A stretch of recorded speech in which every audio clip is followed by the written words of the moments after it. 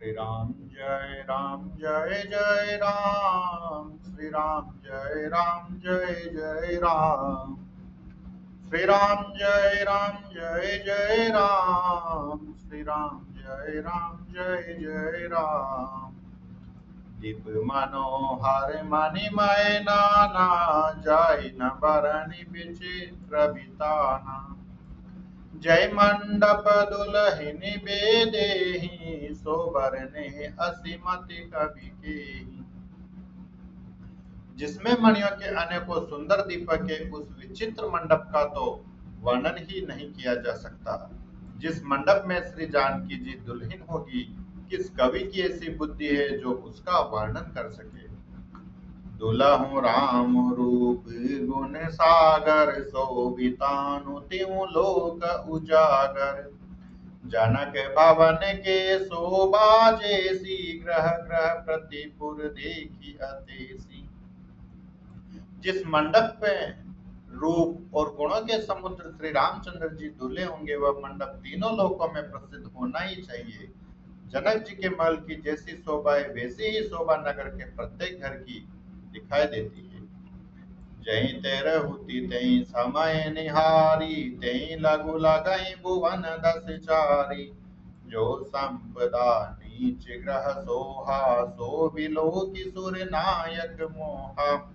उस समय जिसने तिरहुत को देखा, उसे 14 भुवन तुच्छ जान पड़े। जनकपुर में नीच के घर भी उस समय जो संपदा सुशोभित थी, उसे देखकर इंद्र भी मोहित हो जाता था। बसई नगर जई लक्ष्य करी, कपट नारी बर बेसु। तईपुर के शोभा कहत, सकुचई सारद शेषु। सियापति राम जय जय राम, अवधपति राम जय जय राम। मंगल भवन अमंगल हारी, द्रवहु सुदशरथ अचिर बिहारी।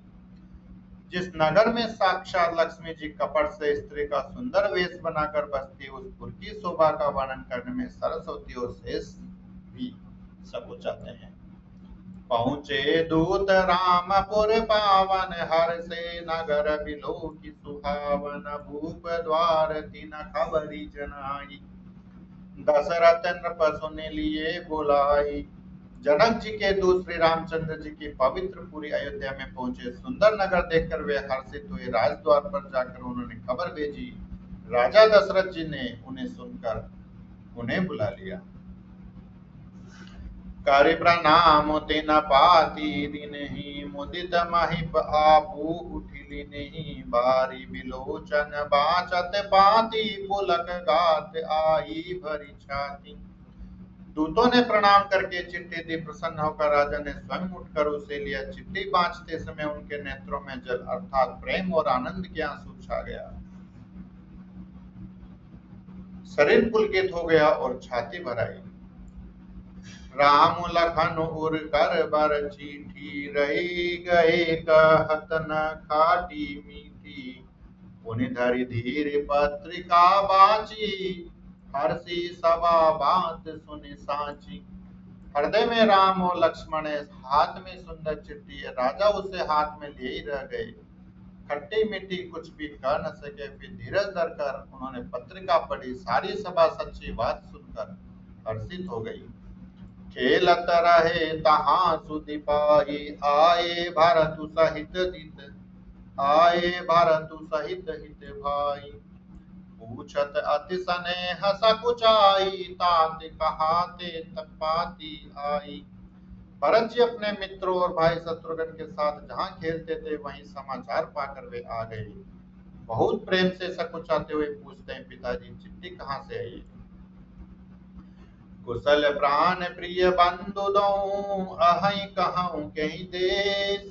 सुनि स्नेह साने वचन, बाची बहुरी नरेश। सियापति राम जय जय राम, अवधपति राम जय जय राम।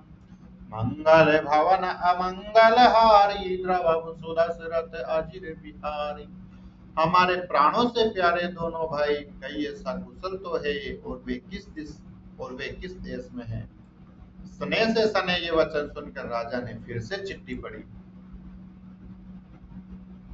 सुनिपाती पुल के दो भ्राता, अधिक स्नेह समात न गाता। प्रीति पुनीत भरत के, देखी सकल सभा सुख लहु विशेषी। चिट्ठी सुनकर दोनों भाई पुलकित हो गए। स्नेह इतना अधिक हो गया कि वह शरीर में समाता नहीं। भरत जी का पवित्र प्रेम देखकर सारी सभा ने विशेष सुख पाया। तब नृपदूत निकट बैठारे, मधुर मनोहर वचन उचारे। भैया कहूँ कुशल दो बारे, तुम हानि के निज नयन निहारे।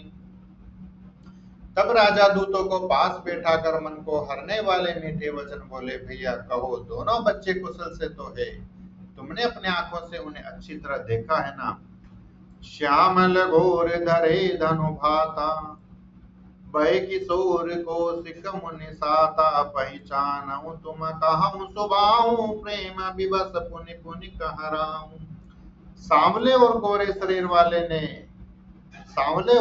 शरीर वाले वे धनुष और तरकस धारण किए रहते हैं, किशोर अवस्था है, विश्वामित्र मुनि के साथ हैं। तुम उनको पहचानते हो तो उनका स्वभाव बताओ। राजा प्रेम के विशेष वश होने से बार बार इस प्रकार कह रहे हैं, अर्थात पूछ रहे हैं। जा दिन ते मुनि लए गवा, जा दिन ते मुनि गए लवाई। तब ते आजू साची सुधि पाई, कहूँ विदेह कवन विधि जाने। सुनि प्रिय वचन दूत मुस्कानी। भैया, जिस दिन से मुनि उन्हें लिवा ले गए, तब से आज ही हमने सच्ची खबर पाई है। कहो तो महाराज, जनक ने उन्हें कैसे पहचाना। ये प्रेम भरे वचन सुनकर दूत मुस्कुराए। जय बोलो सियापति रामचंद्र भगवान की जय। पतित पावन राधे श्याम जी की जय। उमापति महादेव जी की जय। बोलो रे भाई सब संतन की जय। जय जय श्री राधे श्याम।